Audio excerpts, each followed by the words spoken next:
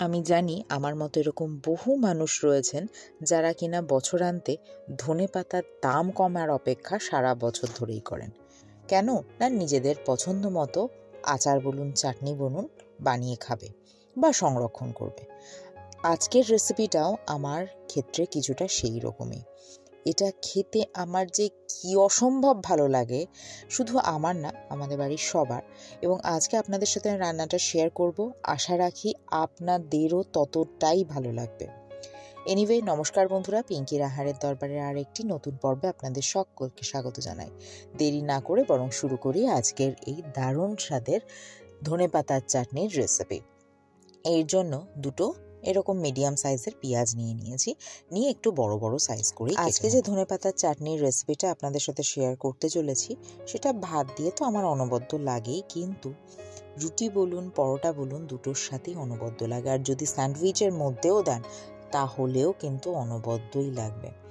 আচ্ছা, প্রথমে এরকম করে দুটো মিডিয়াম সাইজের পেঁয়াজ যেরকমটা দেখিয়েছি এরকম বড় বড় টুকরো করে কেটে নিয়েছি।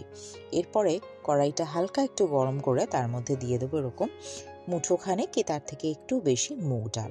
মুগ ডালটাকে একটু লাল লাল করে ভেজে নেব।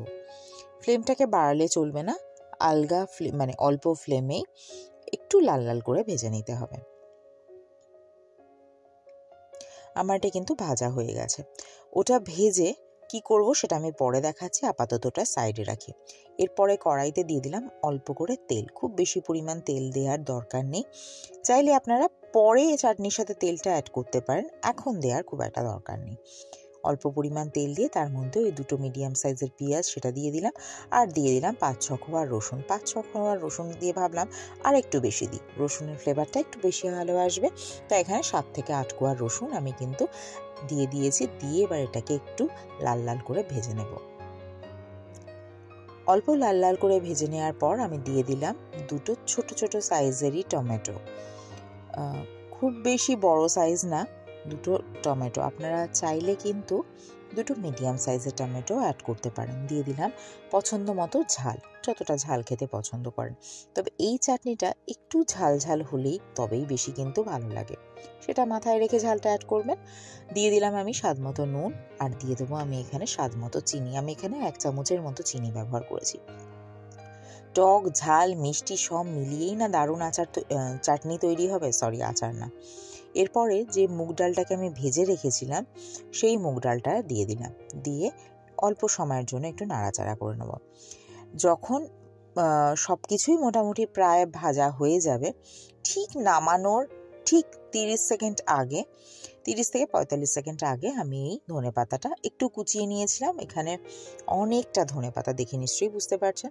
তো সেই ধনেপাতাটা অন্তত পক্ষে 30 থেকে 40 সেকেন্ড একটু নাড়াচাড়া করে নেবেন, এর থেকে বেশি কিন্তু করতে যাবেন না, তাহলে রঙটাও নষ্ট হয়ে যাবে আর ধনেপাতা কোথায় যে হারিয়ে যাবে সে আপনারা খুঁজেও পাবেন না।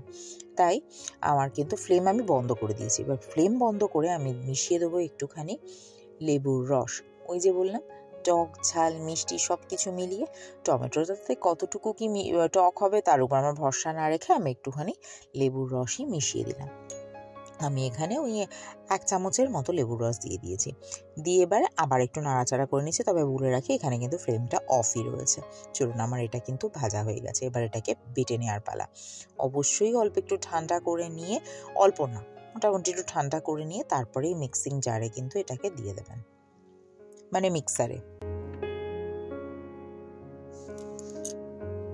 দেখুন কিরকম ধোঁয়া ওঠা গরম, তবে ওই সেই প্রথম পর্যায়ের গরম কিন্তু না।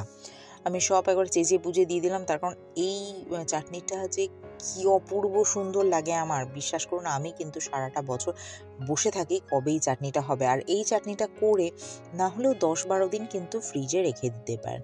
আর তার থেকে বেশি যদি রাখতে চান তাহলে না একটু ভিনিগার অ্যাড করে দেবেন। দেখুন এর টেক্সচারটা একেবারে মিহি পেস্ট না, একটু দানা দানা রয়েছে। এবং ওই মুগ ডালটা যখন মুখে পড়বে, আপনার খালি মনে হবে আমি স্বর্গে যাচ্ছি আর ফেরত আসছি, যাচ্ছি আর ফেরত আসছি। যাই হোক, আজকের রেসিপিটা আপনাদের কেমন লাগলো অবশ্যই করে কিন্তু জানাবেন। আর যদি ভালো লেগে থাকে একটা লাইক করতে কিন্তু ভুলবেন না প্লিজ। আর প্লিজ আমার চ্যানেলটিকে সাবস্ক্রাইব করুন এবং পাশে থাকা বেল আইকনে ক্লিক করুন, যাতে নোটিফিকেশনটা সবার আগে আপনার কাছে পৌঁছায়। আর যদি ফেসবুক থেকে দেখেন তাহলে না একটা ফলো করে দেবেন। তাহলে আজকের মতো আসি, অন্য কোনো দিন অন্য কোনো রান্নাকে সঙ্গে নিয়ে আবার হাজির হব। ভালো থাকবেন, সুস্থ থাকবেন। ভিডিওটি দেখার জন্য ধন্যবাদ।